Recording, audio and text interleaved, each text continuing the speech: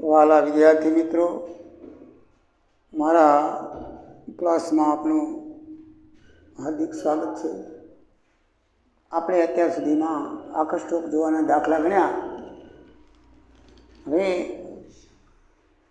કાચા નફાનો દર કેવી રીતે શોધવો એના દાખલા આપણે જરા જોઈ લઈએ. તો કાચા નફાના દરના આજે 3-4 દાખલા જોઈ લઈએ. જે પરીક્ષામાં કદાચ ન આપેલો હોય તો આપણે કેવી રીતે શોધવું વિગતો ઉપર રીતે આપણને ખ્યાલ આવે. અને પરીક્ષામાં ઘણી વખત નાના નાના દાખલામાં પણ તે પૂછાય છે, તો આપણે જરા જોઈ લઈએ. હવે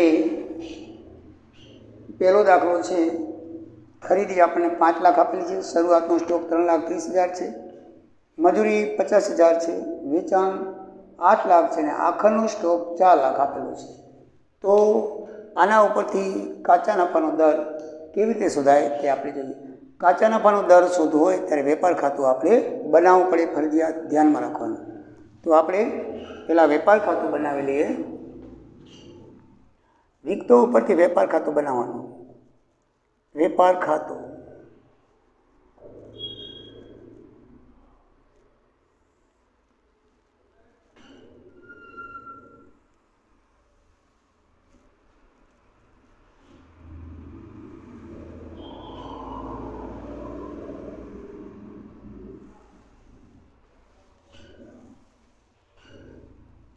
તારીખ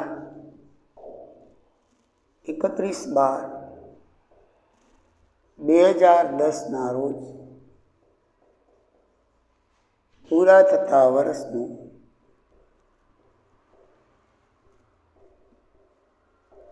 વેપાર ખાતું. વિગત રકમ.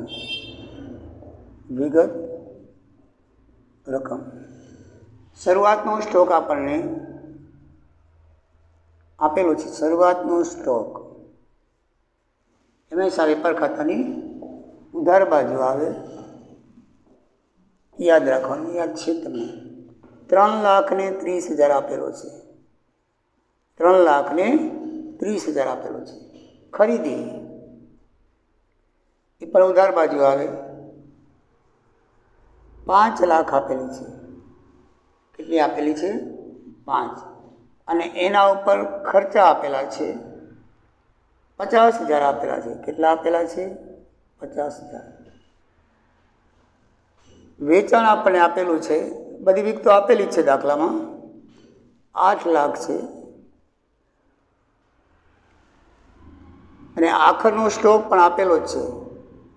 આખરનો સ્ટોક જ્યારે જ્યારે તમારે કાચા નફાના વેચાણનો દર હશે ને ત્યારે તમને આખરનો સ્ટોક આપી દેશે. તો આખરનો સ્ટોક છે 4 લાખ રૂપિયા. હવે જ્યારે આપણે આખરનો સ્ટોક હતા ત્યારે ઉધાર બાજુનો સરવાળો પહેલો કરતા, અને આ બાજુ જે તૂટે એ આખરનો સ્ટોક આપણે કરતા. આમાં આવે એનાથી ઊંધું, પહેલાં જમા બાજુનો સરવાળો કરો અને જે તૂટે એ શું આવશે? કાચો નફો આવશે. શું આવશે? કાચો નફો આપણે શોધવો પડશે અને એના ઉપરથી કાચા નફાનો દર કરીશું. તો પહેલાં આ બાજુનો સરવાળો કરી નાખીએ. સરવાળો કુલ રકમ 12 લાખ. 8 ને 4 12 લાખ. બરાબર છે? તો 12 લાખમાંથી આ જે આવશે એ કાચો નફો આવશે. શું આવશે? ધ્યાન રાખજો. તો આ બાજુનું આપણે ટોટલ મારીએ તો 8,80,000 થાય.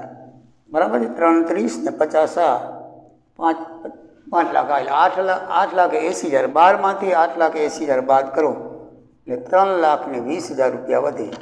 એ આપણો કાચો નફો આવે. કાચા નફાનું સૂત્ર છે દર શોધવાનું. જે સૂત્ર પ્રમાણે આપણે એનો દર શોધીએ. કાચા નફા શોધવાનું સૂત્ર છે. સૂત્રને આધારે આપણે એનો દર શોધી લઈએ.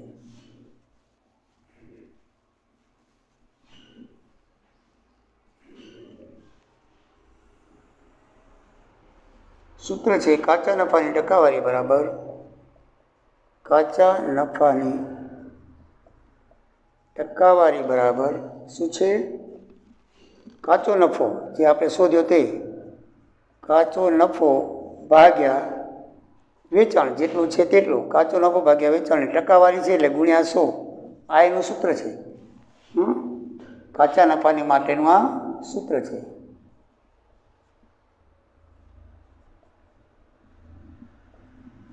કાચા નફાની આપણે ટકાવારી શોધવાની છે. તો કાચો નફો આપણા દાખલામાં આવ્યો છે 3,20,000 અને વેચાણ આપણને આપ્યું છે 8 લાખ ગુણ્યા 100. આને તમે કેલ્ક્યુલેટરથી કરશો તો 40% આવશે. કેટલા આવશે?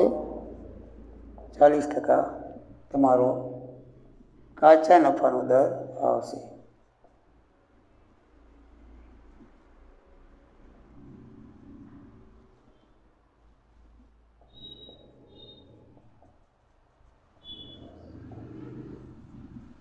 આ રીતે કાચા નફો દો એટલે જે વિગતો આપેલી છે વેપાર ખાતામાં આપણે મૂકવાની અને એ વિગતોને આધારે આપણને કાચો નફો મળશે. કાચા નફો મળી જાય પછી કાચા નફા શોધવાનું જે સૂત્ર છે એની અંદર તમારે મૂકીને કેલ્ક્યુલેટરથી અથવા છેદ ઉડાડીને ગણતરી કરો તો તમારો જવાબ આવી જશે. તો આ રીતે કાચા નફો દર શોધાય. પણ આમાં વિગતો બધામાં અલગ અલગ આવશે એટલે આપણે હજી 2-3 દાખલા એવા જેમ કે વિગતો અલગ અલગ. આમાં તો વિગતો બધી આપણને આપી દીધેલી હતી એટલે સીધી આપણે વેપાર ખાતામાં નાખી દીધી. પણ હજી એ બી રકમ હોય છે કે જેમાં અમુક આપણે મેં તમે શીખવાડ્યું હતું આનાથી દાખલા શરૂઆતની વખતે કે 10% ઓછી કિંમતે 10% વધુ કિંમતે સ્ટોક આપેલો હોય તો એ કેવી રીતે કરવાનું હોય તો એવી વિગતનો પણ આપણે એક દાખલો જોઈ લઈએ. તો દાખલા નંબર 2 માટેનું આપણે વેપાર ખાતું લખીએ.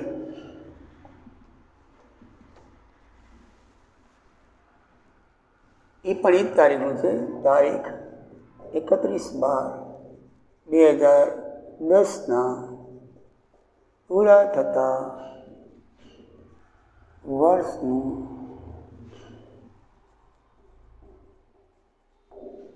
વેપાર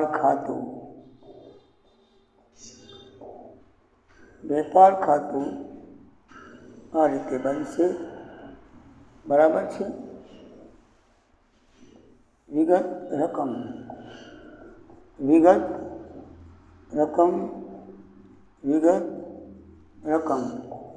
ઉધાર બાજુ જમા બાજુ. હવે વિગત આપી છે આપણે જોઈએ તો એની અંદર આપેલું છે ખરીદી 7 લાખ રૂપિયાની. તો પહેલાં ખરીદી લખેલી. ખરીદી કેટલી આપી છે આપણને? 7 લાખ રૂપિયાની.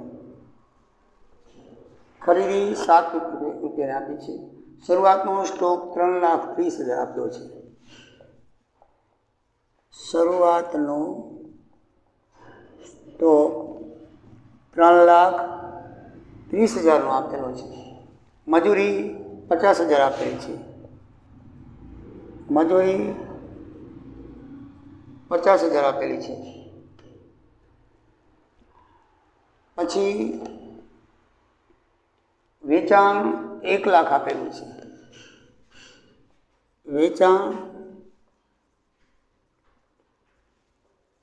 1 લાખ આપેલું છે. વેચાણ 1 લાખ આપેલું છે. એમાં એમ લખ્યું છે આખરનો સ્ટોક પણ આપેલું છે 4 લાખ રૂપિયા. આખરનો સ્ટોક આપેલો છે 4 લાખ રૂપિયા. એમાં લખ્યું છે કે વર્ષ દરમિયાન ગ્રાહકને માલ મોકલતા 1 લાખની મૂળ કિંમતનો માલ નાશ પામ્યો, જેનો વીમા કંપનીએ ₹60,000નો દાવો મંજૂર કર્યો. તો 1 લાખ રૂપિયાનો માલ નાશ પામ્યો તો આપણને નુકસાન થયું છે. તો આપણે આગળ જોઈ ગયા છીએ કે કોઈ પણ રીતે માલ ગયેલો હોય તો હંમેશા વેપાર ખાતાની જમા બાજુ લખો. વેચાણ સિવાય કોઈ પણ પ્રકારનો માલ આપણો ગયેલો હોય તો હંમેશા વેચાણ ખાતાની જમા બાજુ લખવું. એ આપણે અગાઉ જે સૂચના આપી છે એમાં લખેલું છે. તો આ નુકસાન થયેલું છે તો આગથી નાશ પામેલ માલ,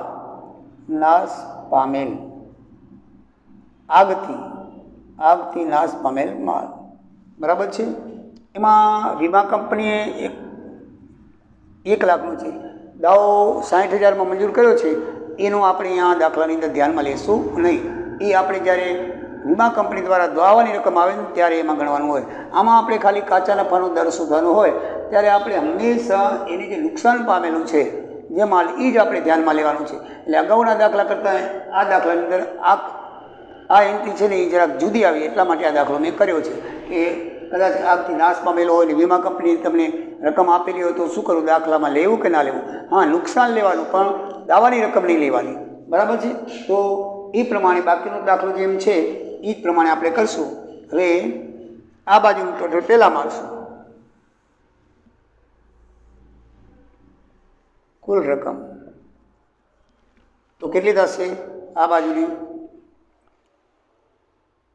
ટોટલ રકમ આપણને થશે, વેચાણ આપેલું છે આપણને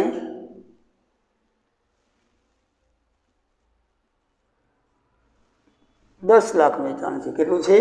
10 લાખનું. 1 લાખનું, સોરી 1 મિનિટ જરાક ધ્યાનમાં લેવાનું નહોતું. તો 10 ને 4 14 ને 15 લાખ થાય.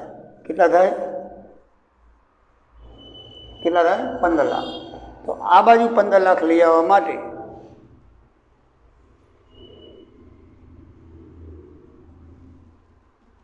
આ બાજુનો સરવાળો તમે જુઓ તો 3,30,000, બીજો છે 7 લાખ એટલે 10,30,000 અને બાકીના 50 10,80,000 છે. 10,80,000માં 20,000 નાખો એટલે 11,000 ને બાકી 4 લાખ એટલે 15 લાખ થઈ જાય. તમે અલગ કેલ્ક્યુલેટરથી કરી લેવાનું. હું મારી રીતે તમને કહું છું કે આનું ટોટલ છે એમાંથી 15માંથી બાદ કરવાનું એટલે એ શું આવશે? કાચો નફો આવી જશે. શું આવી જશે? કાચો નફો. બરાબર. કાચા નફાના દરનું જે સૂત્ર છે આપણે જોઈએ છીએ કે કાચા નફાની ટકાવારી બરાબર, આપણે દાખલો ભરીએ તો આગળ સૂત્ર પ્રમાણે કરવાનું, બીજું કાંઈમાં છે નહીં. બરાબર શું આવશે? કાચો નફો કેટલો આવ્યો? 4,20,000. કેટલો આવ્યો છે? 4,20,000. કાચો નફો ભાગ્યા વેચાણ ગુણ્યા 100. તો 4,20,000 ભાગ્યા વેચાણ છે 10 લાખ. કેટલું વેચાણ છે? ધ્યાન રાખજો, 10 લાખ ગુણ્યા 100. આને જો તમે ઉડાડી દો તો 42% જેવું આવશે. કેટલા ટકા જેવું આવશે? 4 મહિના 2 6 મહિના, 4 મહિના 2 6 મહિના બરાબર 42% આવે. 42% કાચા નફાનો દર. આ તમારો જવાબ આવશે. તો આ દાખલાની અંદર આપણે જોઈએ તો એક જ એન્ટ્રી અલગ આવી છે જે નુકસાનની છે. તો નુકસાન જે હોય એ જ ધ્યાનમાં લેવાનું છે. બાકી એના દાવાની રકમ જે દાખલામાં આપેલી હોય તો ધ્યાનમાં લેવાની નથી. એ આપણે દાવાની જ્યારે રકમનો દાખલો હોય એમાં ધ્યાનમાં લેવાની હોય છે. તો આ બાબત તમે બરાબર ધ્યાન રાખજો. એટલે આવા અલગ અલગ દાખલા શા માટે શીખવાડું છું કે અલગ અલગ એન્ટ્રી આવતી આવે એટલે આપણે દાખલા, હવે આપણે જે જોઈશું દાખલો એની પણ એક અલગ એન્ટ્રી છે. આપણે જે આગળ જોયું તો 10% વધારે કિંમતે આપેલું હોય, 10% ઓછી કિંમતે આપેલું હોય તો શું કરવું. તો એવો એક દાખલો આપણે જોઈએ જેથી આપણને ખ્યાલ આવે. જો મિત્રો, અલગ અલગ પ્રકારના અલગ એની એન્ટ્રી છે. કાચા નફાનો દર તો શોધવાનો હોય પણ આપણને વિગત કેવી રીતે આપે છે એ જોવાનું છે. જે વિગત આપેલી હોય ને એ પ્રમાણે આપણે કાચા નફાનો દર શોધવો પડે. તો આપણે જે અલગ અલગ વિગત આપેલી છે એ પ્રમાણે આપણે અલગ અલગ દાખલા જોઈએ એટલે પરીક્ષાની અંદર તમને કોઈ પણ રીતે દાખલો પૂછે તો તમને આવડી જાય. હવે ત્રીજી રીત છે. ત્રીજી રીતે કેવી રીતે રકમ આપણે એ જોઈએ. આમાં અલગ અલગ પ્રકારની છે એટલે આપણે એ પ્રમાણે કરશું. નામ બદલી છે, એક જ દાખલો છે. એક દાખલાની અંદર 4-5 દાખલા આપેલા છે જે અલગ અલગ વિગતના છે. બધી વિગતો મેં આવરી લીધી છે અને એ પ્રમાણે કરીએ છીએ. તો દાખલા નંબર 3માં 2 દાખલા આપણે જોયા. એમાં ખરીદી આપી છે 5 લાખ રૂપિયા. કેટલી આપી છે? 5 લાખ રૂપિયા. તો ખરીદી આપણે લખીએ. ખરીદી લખી છે 5 લાખ રૂપિયા દાખલાની અંદર. તો આપણે લખીએ 5 લાખ રૂપિયા. મીંડા લખવાનું જરાક ધ્યાન રાખજો. શરૂનો સ્ટોક છે 3,30,000. કેટલો છે?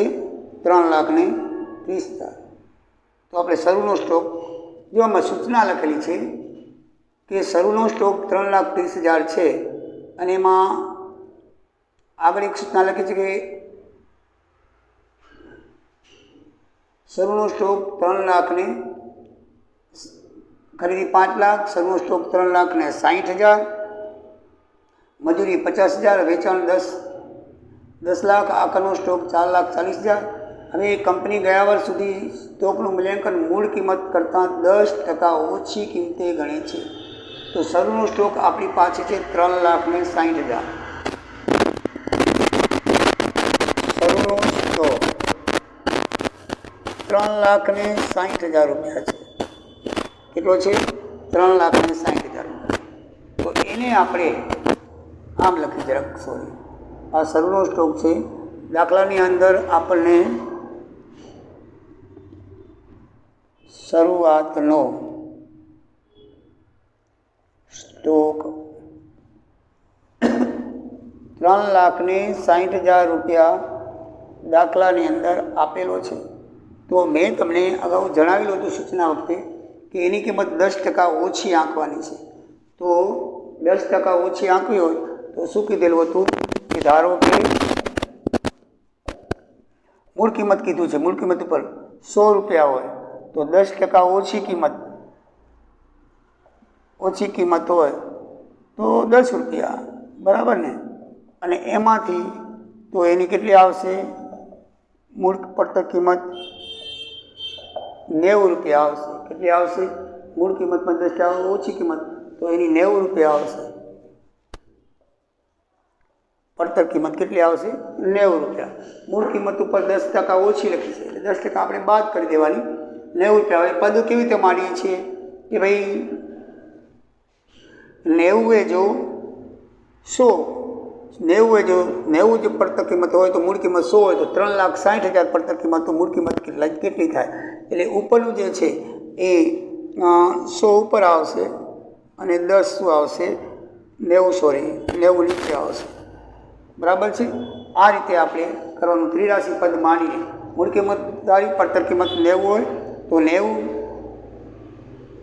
એ જો 100 પડતર કિંમત હોય તો 3,60,000 એ કેટલી? બરાબર ને? 90 રૂપિયા મૂળ કિંમત હોય તો 90 રૂપિયા પડતર કિંમત હોય તો 90 રૂપિયા પડતર કિંમત હોય તો મૂળ કિંમત 100 રૂપિયા, તો 3,60,000 રૂપિયા મૂળ કિંમત હોય તો પડતર કિંમત કેટલી? આ છેદ ઉડાડી દઈએ તો શરૂઆતનો સ્ટોક 4 લાખ રૂપિયા આવશે. કેટલો આવશે? 4 લાખ રૂપિયા. બરાબર ને? મિલે ઉડી જાય. 9 ચોક 36 એટલે આ છે 40,000. 10 ગુણી નાખીને સીધા કેલ્ક્યુલેટર તમે લોકો કરી શકો છો. એટલે આ રીતે શરૂઆતનો સ્ટોક આવ્યો. જો મેં દાખલાની શરૂઆતમાં કીધું હતું કે ઘણી વખત મૂળ કિંમત કરતાં ઓછી કિંમત આપે તો 100 રૂપિયા ધારીને કરવાનું અને 83 પદ માની અને શરૂઆતનો સ્ટોક શોધી લેવાનો. દાખલામાં જે દીધો છે એમાં આપણે સૂચના આપેલી હોય. બરાબર છે? એવી જ રીતે આખરના સ્ટોકની પણ સૂચના આપેલી છે. તો આપણે આખરનો સ્ટોક કરીએ.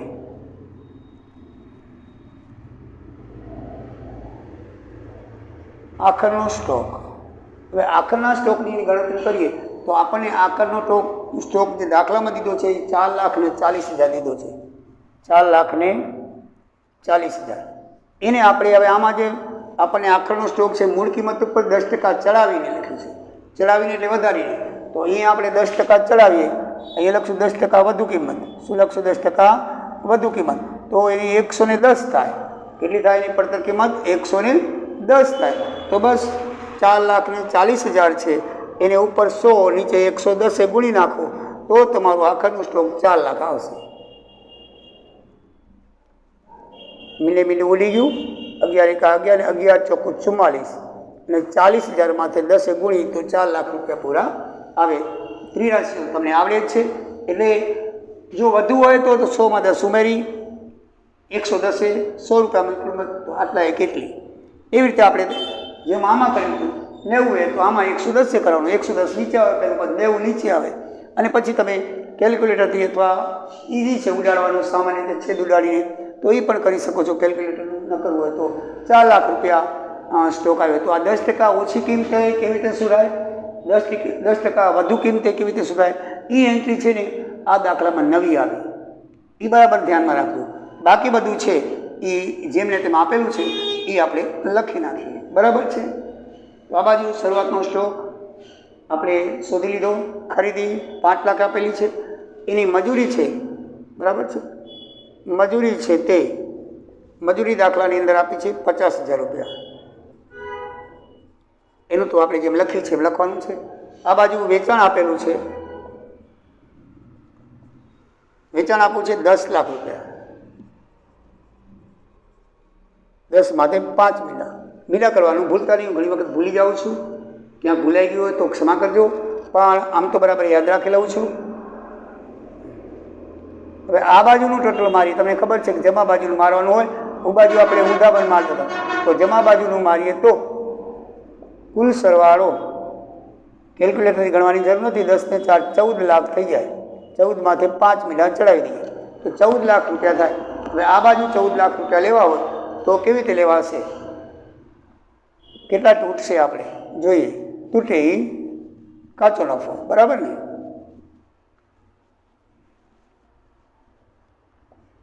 આ કાચો નફો બરાબર ટોટલ કેટલું છે,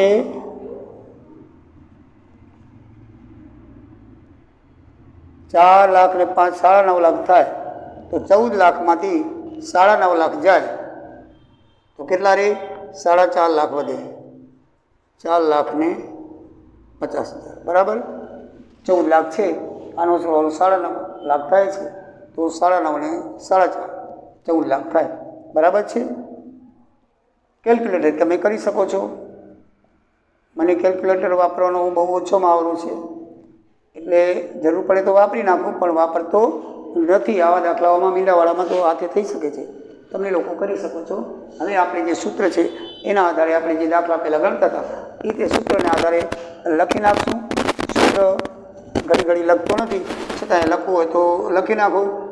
કાચા નફાનો દર બરાબર કાચા નફાનો દર બરાબર કાચો નફો ભાગ્યા વેચાણ. કાચો નફો ભાગ્યા વેચાણ ગુણ્યા 100. તો કાચો નફો આપણો કેટલો આવ્યો છે, 4,50,000. તો 4,50,000 છેદમાં વેચાણ છે આપણું 10 લાખ. 1 2 3 4 ને 5 મીંડા ગુણ્યા 100. તો આને ઉડાડી દઈએ. જો 4 મીંડા અને 2 મીંડા ટોટલ 6 મીંડા. તો આ નીચે પણ 6 મીંડા છે, 6 મીંડા ઉડી જાય એટલે ખાલી 45% કાચા નફાનો દર તમારો જવાબ આવશે. અસામાન્ય સ્ટોક વિશેનો એક દાખલો છે તે આપણે જોઈએ. અસામાન્ય સ્ટોક અને સામાન્ય સ્ટોક કેને કહેવાય, પહેલાં એ આપણે સમજી લઈએ. અસામાન્ય સ્ટોક એટલે કે આપણી પાસે કોઈ સ્ટોક ડેડ સ્ટોક તરીકે પડેલો હોય, વેચાયેલો ન હોય, બગડેલો હોય, થોડુંક નુકસાન થયેલો હોય, અથવા તો ધીમે ધીમે વેચાતો હોય, મીન્સ કે વર્ષમાં એકાદ વાર એનો ગ્રાહક કોઈક આવતો હોય, એવો માલ જે પડ્યો હોય એ જે માલ છે એને અસામાન્ય સ્ટોક કહેવામાં આવે છે, જે ખરેખર રેગ્યુલર વેચાતો નથી હોતો.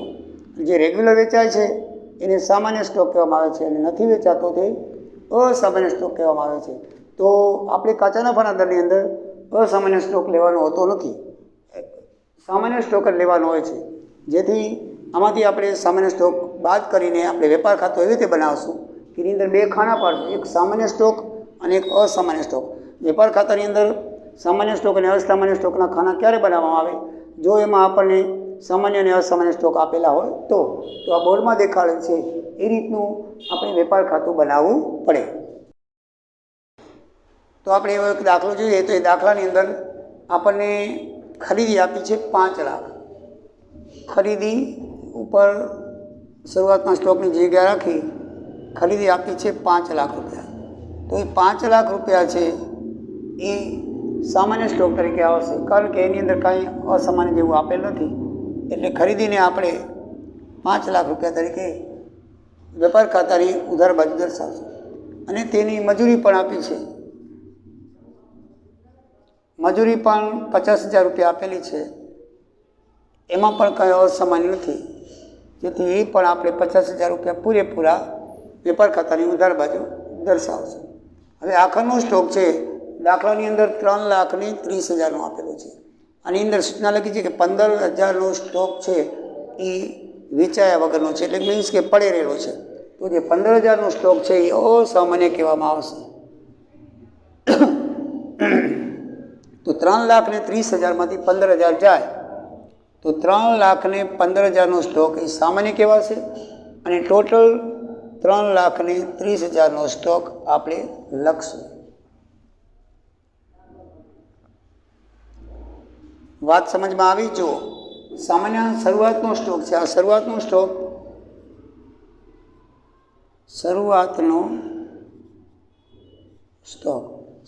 સ્ટોક દાખલાની અંદર 3,30,000નો આપેલો છે. એમાં સૂચના આપેલી છે કે 15,000નો સ્ટોક જે છે એ વેચાયા વગરનો પડેલો છે. તો વેચાયા વગરનો છે એ અસામાન્ય સ્ટોક કહેવાય. એ આપણે આ નફાના દરમાં લેવામાં આવશે નહીં. તો બાકીના જે 3,15,000 છે એ સામાન્ય સ્ટોક તરીકે લેવામાં આવશે અને 3,30,000 કુલ તરીકે દર્શાવવામાં આવશે. બરાબર સમજાઈ ગયું? એવી જ રીતે વેચાણ છે દાખલાની અંદર 10,07,500 આપેલા છે. આટલું વેચાણ દાખલાની અંદર આપેલું છે અને પછી લખેલું છે કે જે સ્ટોક આ જે 15,000નો હતો અસામાન્ય, એમાંથી અડધો સ્ટોક છે એ 7500 રૂપિયાનો સ્ટોક વેચાઈ ગયો. 15,000માંથી 75 સ્ટોકનો વેચાઈ ગયો. પણ કેવી રીતે વેચાણો છે કે 7,000 રૂપિયા રોકડા આવ્યા છે અને 500 રૂપિયાની ખોટ ખાધી છે, એમ દાખલામાં લખેલું છે. તો 7,000 રૂપિયા રોકડા આવ્યા છે. તો 7,000 જે રોકડા આવ્યા છે પણ એ અસામાન્ય વેચાણ કહેવાશે અને 500 રૂપિયા આપણે ખોટ ખાધી છે તો એ કાચી ખોટ કહેવાશે. શું કહેવાશે? કાચી ખોટ.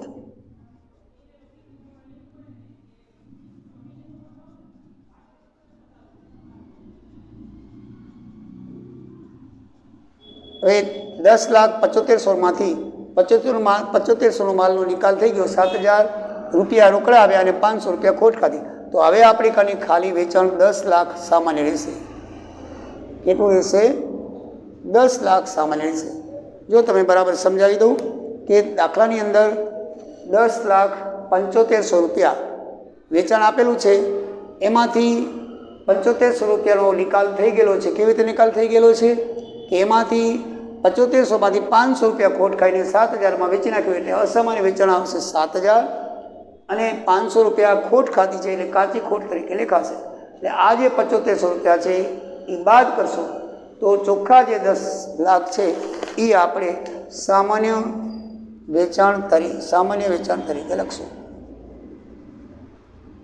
બરાબર? આ રીતે થાય.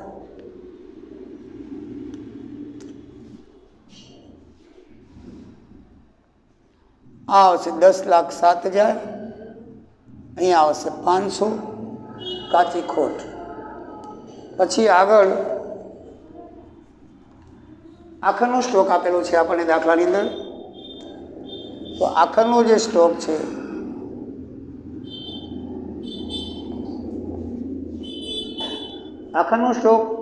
દાખલાની અંદર 4,75,000નો આપેલો છે.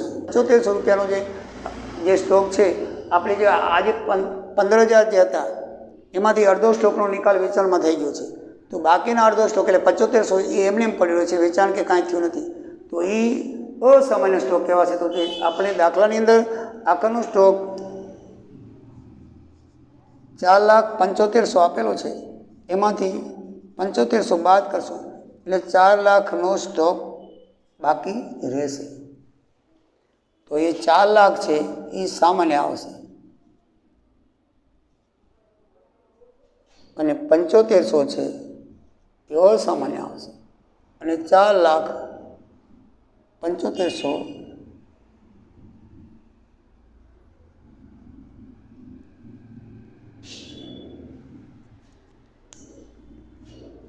ટોટલમાં આવશે.